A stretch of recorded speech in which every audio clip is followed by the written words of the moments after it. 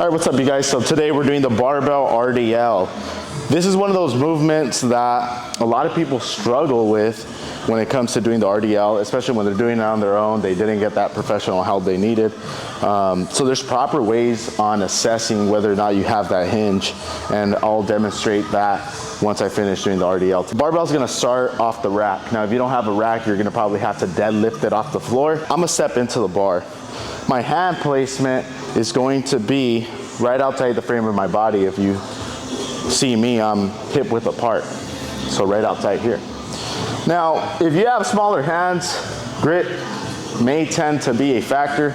So you can do an over and underhand grip, and that might help your grip unless you have wrist straps. I'm gonna step into the bar, I'm gonna grip outside the frame of my body, and I'm gonna lift.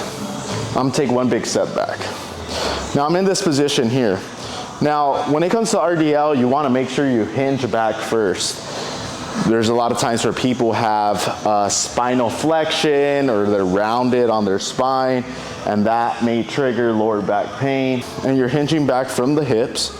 So you're pushing your hips back, and I'm also rotating out from the hips. My knees are not caving in as I'm hinging back. So I'm hinging back, and the bar is literally going straight down in a line while my hips are hinging back. My head is neutral. Get a good stretch right in the hamstrings. I'm going to drag the barbell up, bring my hips forward, and squeeze my glutes while my legs are locked out. I don't want to have a bent here because then I'm not going to get that full engagement. Now the tempo here is a 2-1 tempo. 2 seconds on the way down, 1 second on the way up. Notice the bar is close to my body. I have a slight hinge on my knees, my head is neutral. Inhale, exhale at the top. Now, if you have a restricted range of motion, you might not be able to get as low as a hinge as I did, but you might be able to get to a good enough hinge where you get a good stretch and you come back up, which is totally fine. But the minute you start rounding your back, you start creating flexion, spinal flexion on the way down, and you start getting a lot of stress on your lower back, that's where you have to address an issue. Whether you might have core weakness and you might have to address that, or just knowing how to brace your core before you go into the RDL. That way you create that stiffness and that pressure, keeping everything compact, and you have a successful RDL without putting pressure in your lower back. This is a quick way to address whether or not you have a successful hinge. You can grab a broomstick. I have a PVC pipe. I'm holding this PVC pipe, one hand right behind my head and the other hand right where my tailbone is at.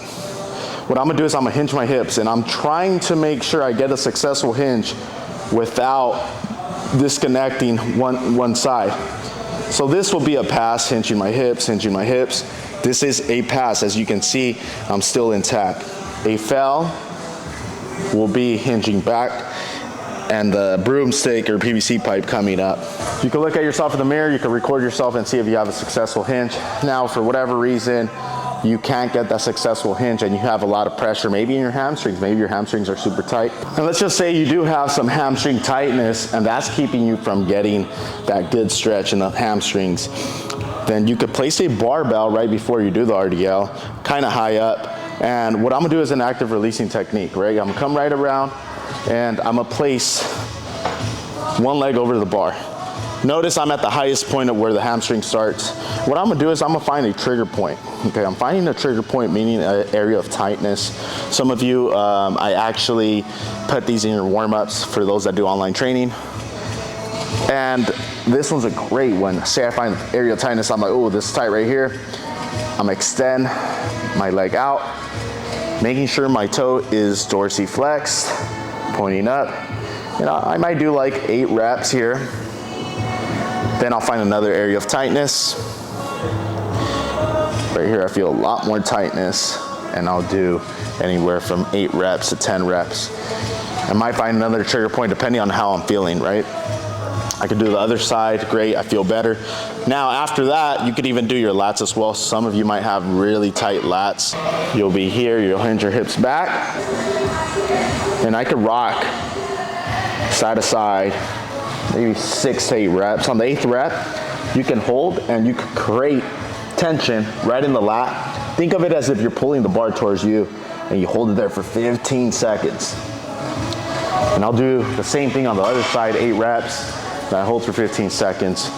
Try the RDL again, see if you feel a little looser, and then hopefully you can get a successful RDL next time you do these. For any questions, go ahead, DM me on Instagram, OscarBenitez_12, or you could go ahead and drop a comment below. I hope you guys enjoyed this video, and I'll be providing a lot more.